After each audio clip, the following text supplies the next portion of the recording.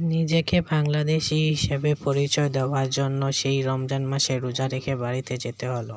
ভিডিওটা সম্পূর্ণ দেখার জন্য সবাইকে অনুরোধ করা হলো। আসসালামু আলাইকুম সবাই কেমন আছেন? আশা করি সবাই ভালো আছেন। আলহামদুলিল্লাহ আমিও ভালো আছি। তো ভিডিও শুরুতে যেই কথাটা বলতেছিলাম, শুধুমাত্র ভোটার আইডি কার্ডের জন্য আমাকে বাড়িতে যেতে হলো।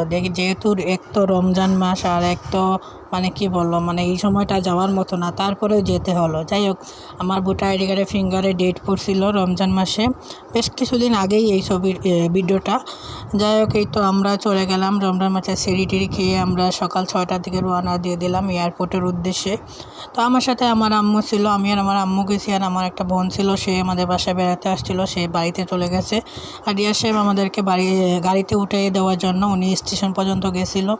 তো ট্রেনের জন্য আমরা অপেক্ষা করতেছি কখন ট্রেন আসে আর আমরা কখন উঠবো, আর অনেক মানুষ ছিল।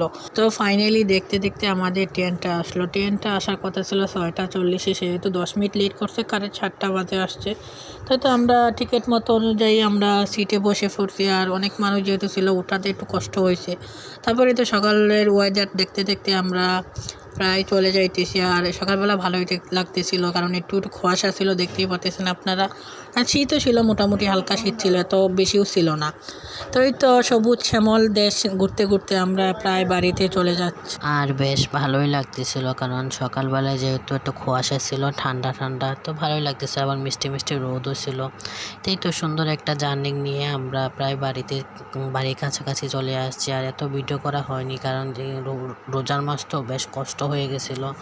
আর ওইখানে আমাদের লোক ছিল, আমাদের সব কিছু আগে থেকে ওকে করে রাখছে, আমাদের কাগজপত্র যা ছিল। আর যেহেতু রমজান মাস, আর আমরা আবার এই দিন রাতেই আবার ব্যাক করতে হবে, তার জন্য বেশি আর তেমন কোনো কিছু ধরা হয়নি।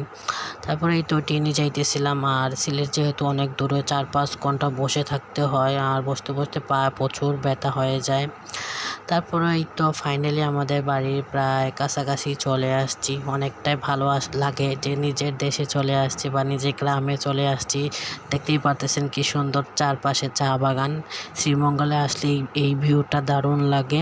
তাই তো চা বাগান দেখতে দেখতে আমরা প্রায় কাছাকাছি চলে আসছি। নেক্সট স্টেশনে আমরা নেমে গেছি। তারপরে আমাদের যা কাজ ছিল সবগুলো আমরা ওকে করে ফিঙ্গার টিঙ্গার দিয়ে ছবি তুলে আমরা আবার সেদিন রাতে বেক করছি। এটা হলো কি রাতের ভিডিও। রাতে 1টার সময়, 1:30টার দিকে আমাদের ট্রেন ছিল, আর 1টার দিকে আমরা স্টেশন চলে আসছি।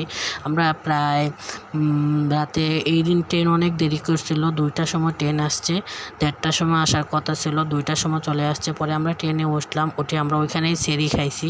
সেরি খাবো, কী করবা, যেহেতু একটু জার্নি বেশি হয়ে গেছে, কষ্ট মষ্ট একটু বেশি করতে হয়েছে। যাই হোক, একটা কাজ সম্পন্ন হয়েছে, এটাই ভালো। আজকে ভিডিওটা এই পর্যন্তই। সবাই ভালো থাকবেন, সুস্থ থাকবেন। আল্লাহ হাফেজ সবাইকে।